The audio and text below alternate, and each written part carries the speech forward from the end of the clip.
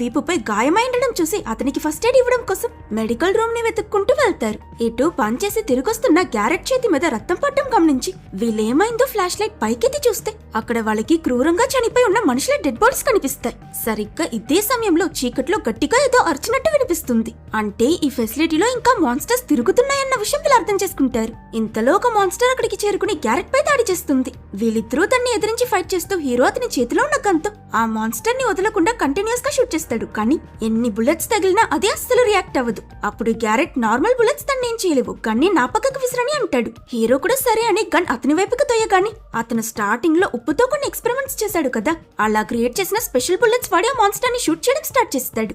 ఈసారి బుల్లెట్ తగిలి ఆ క్రియేచర్ ఇంజ్యూర్ అయినట్టు కదలలేకపోతుంది. గ్యారెట్ పడిపోయినా దాని మీద కంటిన్యూస్ గా బుల్లెట్ షూట్ చేశాకి ఫైనలీ ఆ క్రియేచర్ చనిపోయి దాని శరీరం అలా గాలిలో కలిసిపోతుంది. వీళ్ళు ఈ క్రియేచర్ ని ఓడించారు. కానీ ఫైట్ సౌండ్ కి ఫెసిలిటీలో ఉన్న